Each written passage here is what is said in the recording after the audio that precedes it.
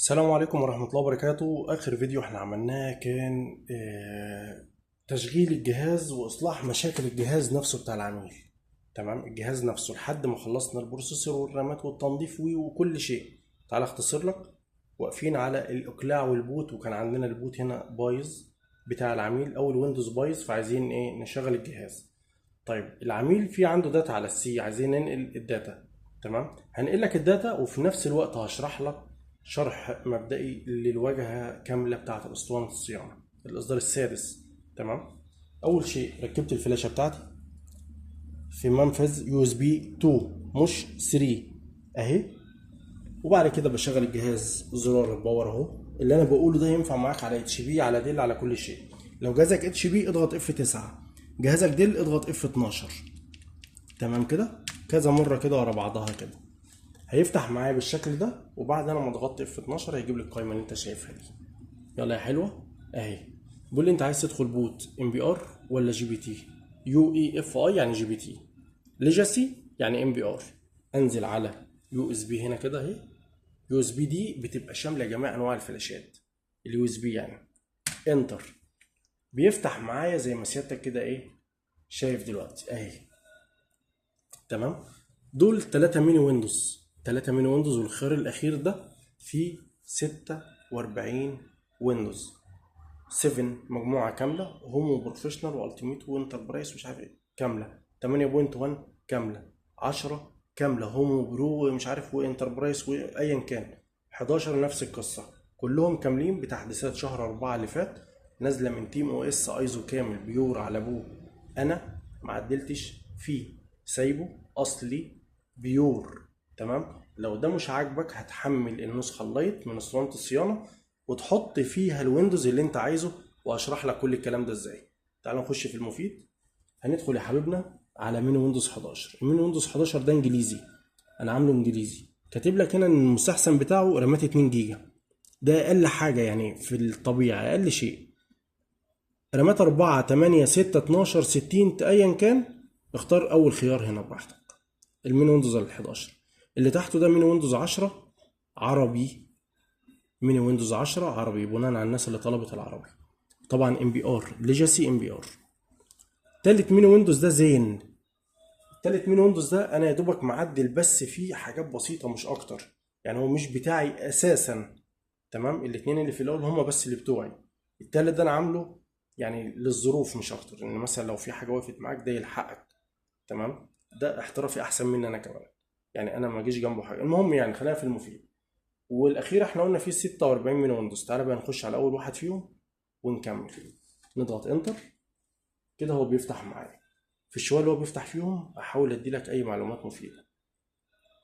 اول شيء هننقل الداتا من السي ونحطها في الدي. دي نقطه. تاني نقطه اخلي العميل يشوف الداتا بتاعته الاول، اقول له هي دي الداتا بتاعتك، هي دي الداتا. تمام، اثبت لك بقى ويندوز، اثبت لي ويندوز. تمام، الجهاز بتاعك مواصفاته الهارد ديسك مثلا اتش دي دي، ما ينفعش عليه ويندوز 11.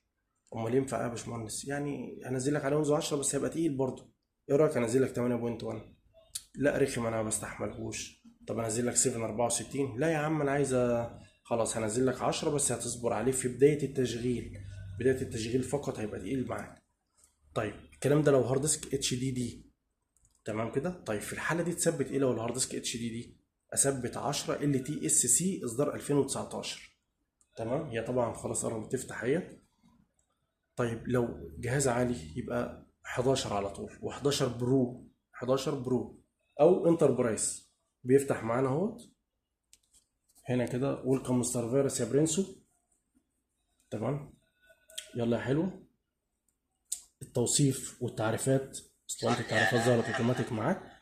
بيختار ابعاد الشاشه المناسبه، ظبط معايا الابعاد اهي. تمام.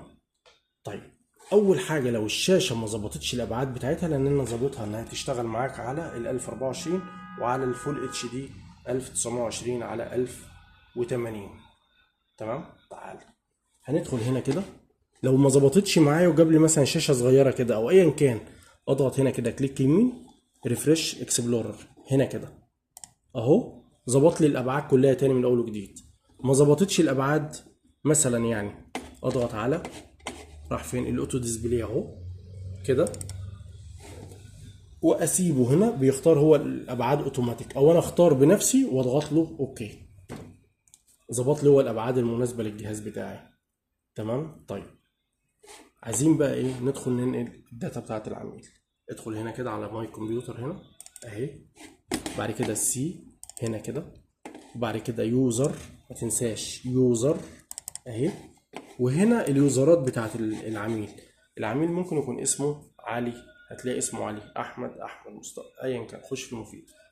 ادخل هنا على ادمن اهو، بعد كده ديسكتوب كده، وانقل الداتا بتاعت العميل كلها. ايه رايك، هي دي الداتا بتاعتك يا باشمهندس؟ هي دي الداتا.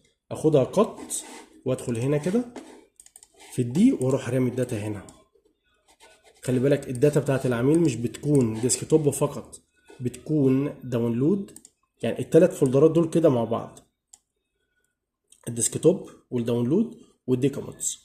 تمام كده حبيبنا، هناخدهم كلهم قط، كليك يمين قط، واحطهم هنا كده في الدي ما تتلخبطش كده. احنا نقلنا الداتا بتاعت العميل بتاعنا، عايزين نثبت له الجوست بقى موجود ومعمول له شرح قبل كده.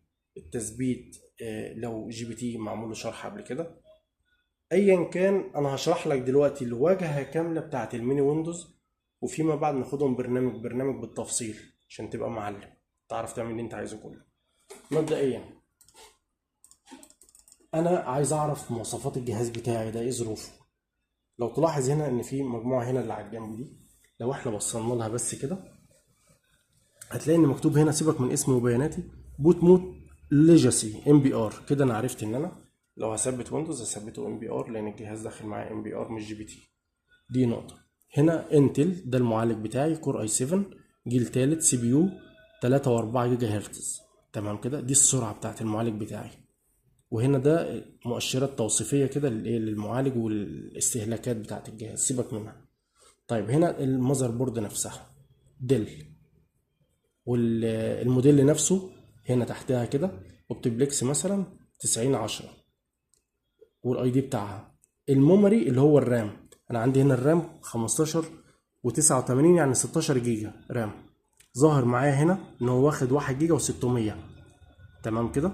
طيب هنا كده ديسك 1 اللي هو سان ديسك. ايه بقى السان ديسك؟ مكتوب هنا يو اس بي 31 جيجا، اللي هي الفلاشه بتاعتي لانها 32 اللي انا بجرب لك عليها دلوقتي. اللي بعدها هنا ديسك زيرو. ديسك زيرو ده بيبقى دايما هو ده الهارد الاساسي اللي عليه اصلا الويندوز، عشان لو في عندك بارتيشنات كتير او هاردات يعني كتير، هتلاقي ديسك 1 ديسك 2 ديسك 3. زيرو هو اللي عليه الويندوز الاساسي. عرفنا ان كده الويندوز على الاس اس دي ال 512 اهو مكتوبه قدامي اهي هارد ديسك، وده البارتيشنات بالمساحات بتاعتهم. خلاص كده عرفنا. وهنا الميني ويندوز اشتغل بقاله 4 دقايق. كده انا عرفت مواصفات الجهاز ده. احدد الويندوز اللي انا هثبته له. انا عارف ان هو مثلا عايز وليكن ويندوز 11 ايا كان، يعني اثبت له الويندوز اللي هو عايزه على حسب الطريقه اللي تناسبك. عايز تثبت جوست ثبت، عايز تثبت ايزو ثبت، والطرق هنا كتير موجوده. تمام. طيب تعالى بقى ندخل فيما بعد على الاسطوانه نفسها فيها ايه. بص يا الحبيب، هنا كده بتظبط ابعاد الشاشه زي ما احنا عرفنا، دبل كليك هو بيظبطها لك اوتوماتيك. تعالى نقفلها ونكمل. هنا هاردوير انفورميشن. ايه هاردوير انفورميشن؟ بيجيب لك هنا توصيفات، كل دي برامج خاصه بالتوصيفات سواء للاتش دي دي او الاس اس دي او مكونات الجهاز كامله. لو ضغطت هنا على دي بيقول لي هنا الجهاز ده كور اي 7. تمام كده. وكل دي السوكيتات بقى والمواصفات بتاعت الجهاز كلها، وهو بيدعم رامات ايه والباص بتاعها كام، وقصه كده كبيره. الحاجات دي عايزه بقى يعني تقعد تفحص فيها كده على السريع. استنى، احنا كنا بنقول ان احنا هنشرح الواجهه بس. تمام، عشان ما اضيعلكش وقت هختصر لك. ده بيعرفك كل حاجه في الجهاز. اللي بعده طبعا كله نفس الفكره، بس طريقه التست ازاي وكده هشرحها لك لوحدها. يبقى ده خلاص. طيب ايه ده؟ ده تيست اوديو، وهنا مكتوب 8 دي. ايه 8 دي؟ دي تيست للصوت عن طريق تقنيه ال 8 دي اللي هي ايه. اسمع معايا اهي. انا هنا ضغطت دبل كليك، فتح لي الفيديو نفسه اهو، وفي كمان الايه الصوت يمين وشمال.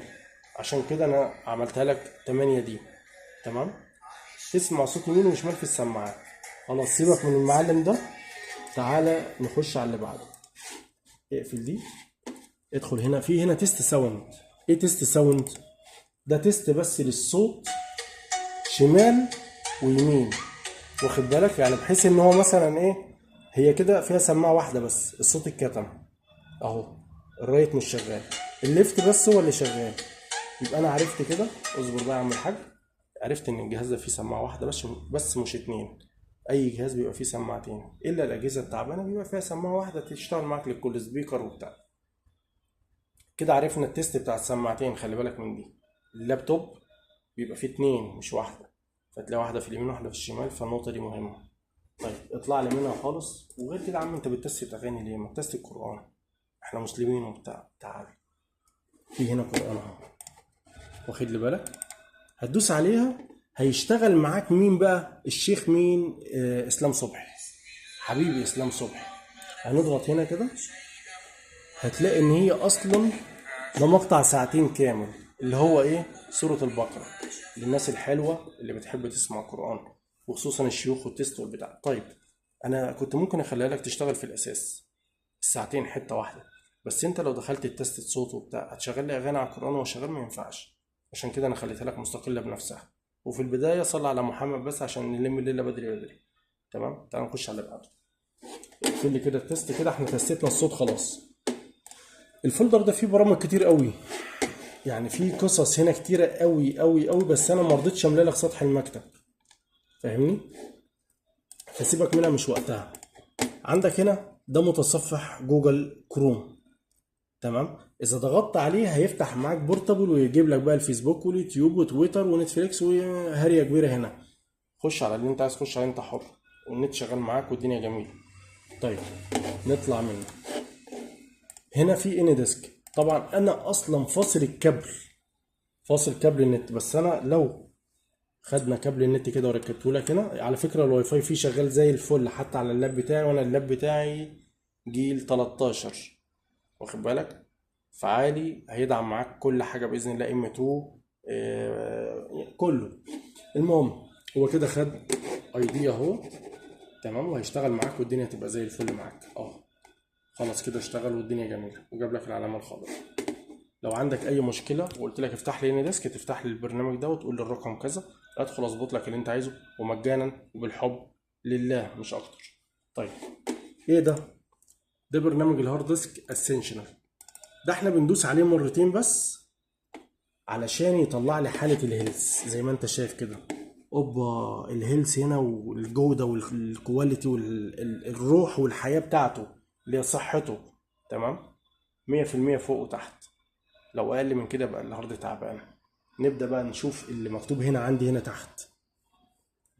تمام، مثلا وليكن لقيت فيه مكتوب 1 بات سيكتور، يبقى الهارد بدأ كده يخش في الغيبوبة. 2 3 4 7 كده خلاص، انا ابدا اتخانق من الهارد وما اشتغلش عليه، مش حلو، هيبوظ ويتقل الجهاز معاك وبتاع.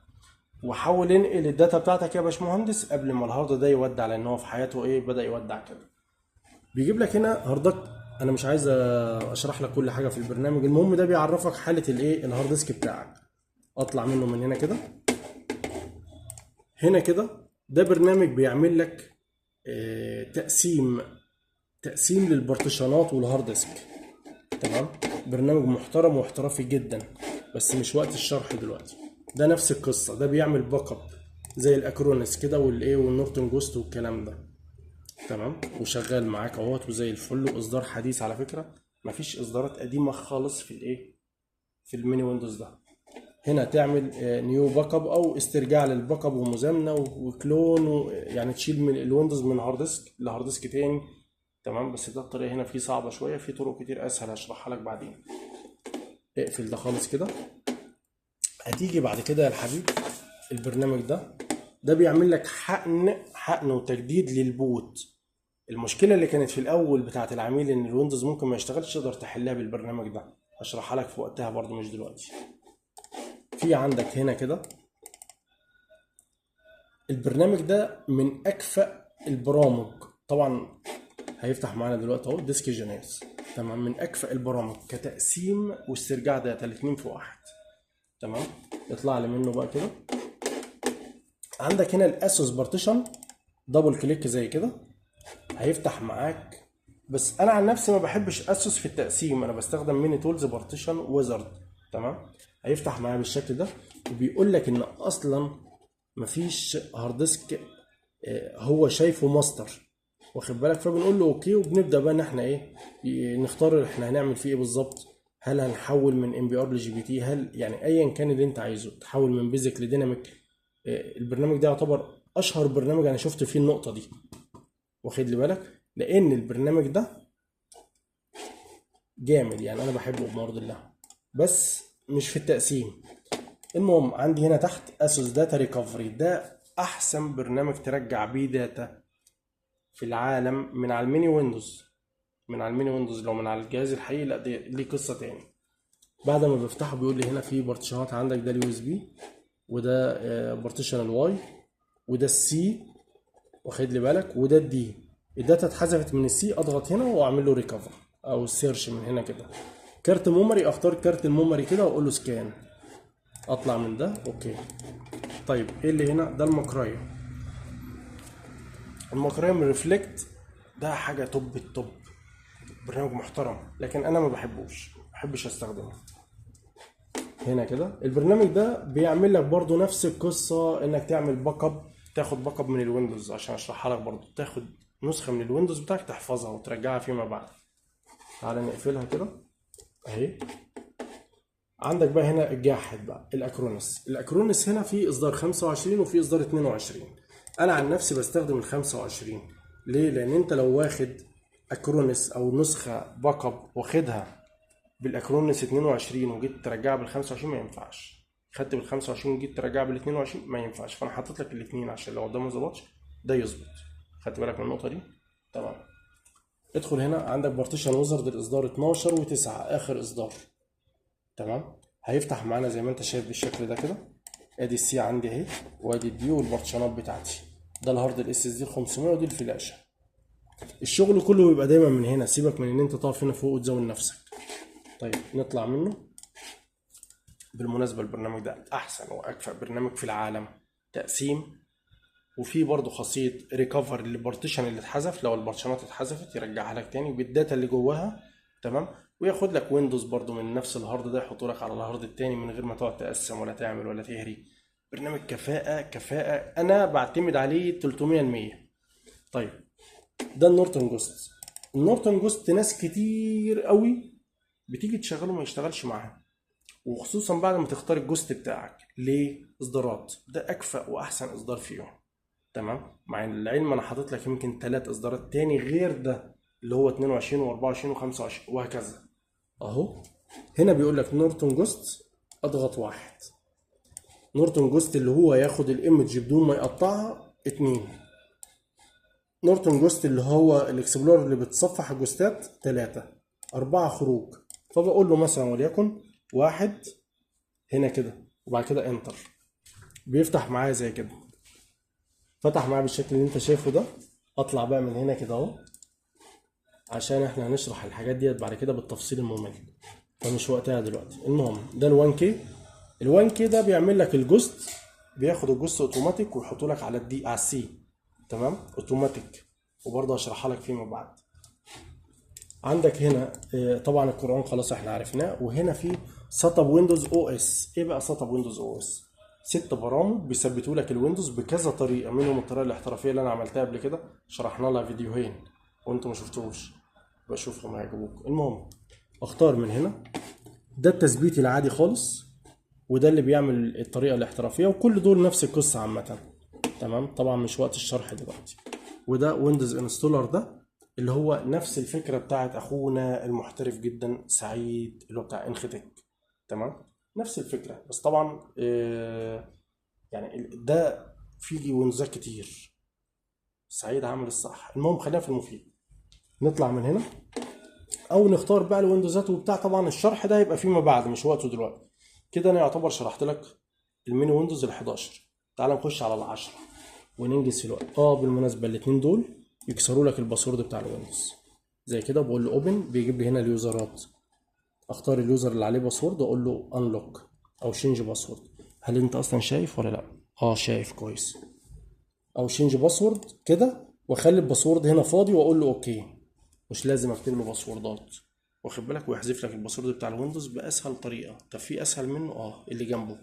بص كده، لو انا طلعت من ده واقفل دي مش عايزينها خالص، المفتاح اللي جنبه ده كده لما بضغط عليه، اضغط على كلمه ريموف باسورد هنا كده، خلاص يروح لاغي الباسورد اوتوماتيك. طبعا انا اصلا مش عامل باسورد للميني للجهاز نفسه يعني.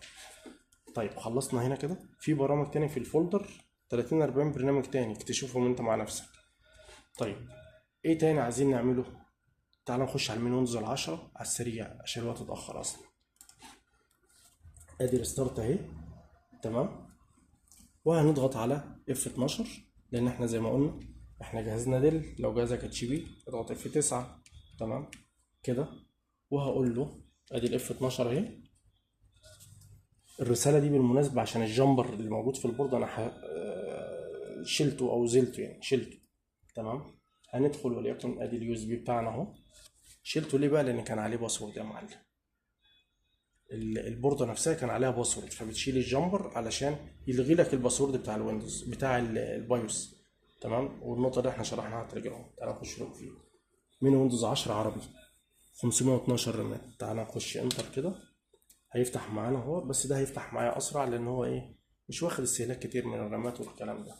ومع ذلك انا حاطط فيه تعريفات كتير عشان الواي فاي والامور دي، غير تعريفات اسطوانة التعريفات اللي احنا دامجينها. هو كده بيحمل معايا اهو. ده وليد صاحبي. وعليكم السلام ورحمة الله وبركاته. المهم نكمل اللي احنا فيه. تعرف بيفتح معايا بشرح للرجاله معايا، هم حبايبي واصحابي وبتاع، هبقى اعرفك عليهم. المهم فتح الميني ويندوز معايا كده. طبعا ده انا عامله عربي علشان في ناس طالبه العربي، معرفش بقى هم طالبين العربي عشان يتاكدوا ان انا اللي بعمل ولا يعني، واخد بالك. بس المهم عربي اهو. والابعاد بتاعته 1024 بحيث ان هو يدعم معاك على كل الشاشات، شاشات كبيره شاشات صغيره، فرد اوتوماتيك نفسه على الشاشه كلها وظبط لك الابعاد. من تحت شفاف، تمام. هنا كده كل ده شفاف بنفس الخلفيه بتاعت الويندوز نفسه. نفس القصه، البرامج كلها اللي احنا كنا حاطينها في ال11 موجوده هنا. الابعاد ما ظبطتش معاك، هتضغط كليك يمين هنا كده وتقول له ريفريش اكسبلورر زي ما انت شايف كده، تمام. ايه اللي موجود هنا؟ نفس اللي كان موجود في ال11 واحنا شرحناه اهي. هنا نفس القصه برضه، نفس اللي كان مشروح قبل كده. الصوت 8 دي عشان يتست لك السماعات يمين وشمال. عايزين مثلا نتست الصوت زي ما احنا ما قلنا اهو، شمال ويمين. وطبعا قلنا ان الجهاز ده فيه سماعه واحده بس، التانية فاصله، واخد بالك، عرفنا ان كده في واحده فاصله. وهكذا عشان ما نعيدش القصه تاني من اول وجديد. ده كده الميني ويندوز رقم 2. تعال نخش في المفيد. الميني ويندوز رقم 3 إعادة التشغيل. ده وليد مالناش دعوه بيه.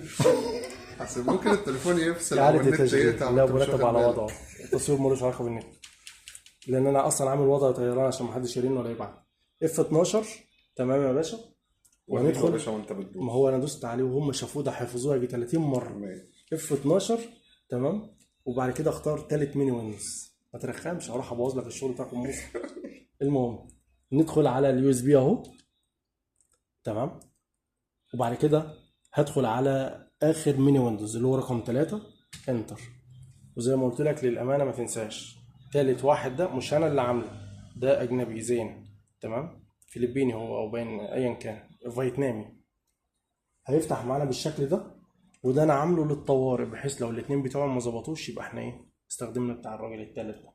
هو كده بيفتح معايا اهو. وبرضه نفس الويندوزات والبرامج وكل حاجه موجوده عليه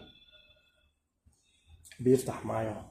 بس طبعا انا ما عدلتش بقى عليه، حطيت بقى اسمي والتوصيف والقصه دي مفيش، زي ما هو على ابوه بياناته هو، تمام. كل اللي احنا عملناه بس هنا ان احنا حطيت لك الاساسيات فقط لا غير. برنامج التقسيم، برنامج الهيلث، برنامج الجوست، وناقص بس احط لك الاكرونس هنا اللي هو الاصدار 25، تمام كده. وادي الان ديسك برضه نفس القصه اهو، هيظهر لك هنا، هياخد اي دي وظبط معاك اهوت والدنيا جميله كده. احنا شرحنا التلاتة ميني ويندوز، خلصنا كده التلاتة ميني ويندوز تمام، بنفس الشغل بتاع الراجل زي ما هو اهو تمام. طيب نخش في المفيد. طب انت هنا ال 1024 من الايقونات مش هتبقى اوتوماتيك، مش هتصغر يعني، فاهم؟ وعليكم السلام. ما ظهرتش لان انا عامل بتاعي يشتغل اوتوماتيك على الايه، يختار الابعاد الكبيره، اعلى ابعاد في الشاشه. دي خاصية انت اللي عاملها، انت اللي مرتب عشان انا مطورها. على وضعه. ابوها كبير. الله كبير. كده احنا خلصنا التلاتة ميني ويندوز تمام. تعال نخش ايه على اخر واحد. اخر واحد ده بقى يا معلم هيجيب لك 46 ويندوز 7 و10 و11 و8.1، اختار منهم اللي انت عايزه. واخد بالك من الحته دي؟ يلا اف 12 برضه اهو زي ما احنا قلنا. خلاص قربنا نخلص الفيديو على فكره اهو. واخترنا اليو اس بي بتاعتنا اهي. طبعا انتوا حفظتوا الشاشه يعني، انا عايز انجز بس معاكم مش اكتر.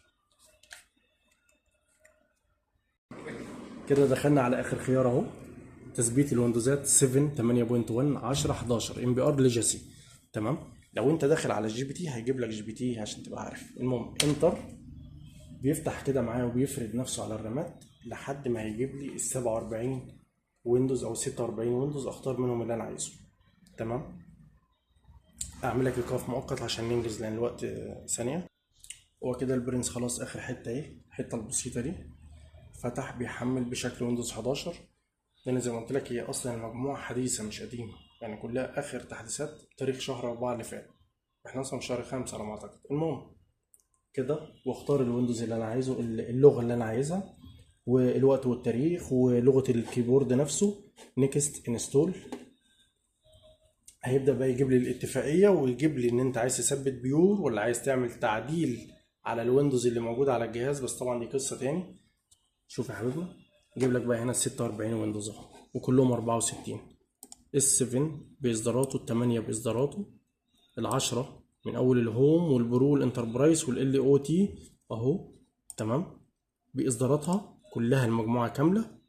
وهنا ال 11 نفس القصه من اول الهوم والبرو والانتربرايز والال او تي ال او تي انتربرايز نفس القصه برضه، والمالتي سيشن يعني قصص، والاوديشن في حاجات كتير قوي تمام. والنسخ الخاصه بالاجهزه الوركستيشن قصص تمام كده. اختار اللي انا عايزه واقول له نيكست، وبعد كده هيجيب لي بقى الايه، البارتيشنات بتاعتي كلها. اختار البارتيشن اللي انا عايزه وبعد كده اقسم اهو الاتفاقيه الموافقه، اعلم عليها كده واقول له نيكست. اختار الخيار الاخير عشان اثبت جديد، مش هعمل ابجريد تمام. الخيار الاخير الكاستم، وابدا اقف هنا على السي واقول له ديليت ونيكست واقسم واكمل. وكفايه كده، احنا كده شرحنا محتويات الايه الاسطوانه. معلش دخلنا في 30 دقيقه او 28 دقيقه ومش بشرح لك باستفاضه، انا بدي لك بس من بره كده تمام. اتمنى يكون الشرح ده فادك. لو الشرح فادك قول لي، ابدا بقى امسكهم لك برنامج كده وهديك المفيد كمان فيهم يعني، مش مثلا في الفاضي، لا انا هديك البرامج الاساسيه اللي تشتغل بيها: تقسيم، معرفه الهيلز، تصليح الهارد نفسه لو انت حابب تصلح وربنا يعينك لانه ما بتصلحش، المفيد يعني. كفايه بقى، بطل رغي ده، انا تعبت. الفيديو الجاي هنشرح كل حاجه في الاسطوانه نفسها. هنفتح على طول الفيديو تلاقي الاسطوانه قدامك، اختار البرنامج ونشرح على طول تمام يا حبايبنا. استرجاع داتا، تقسيم، معرفه الهيلث، مش عارف ايه. والسلام عليكم ورحمه الله وبركاته عشان انا اتخنقت.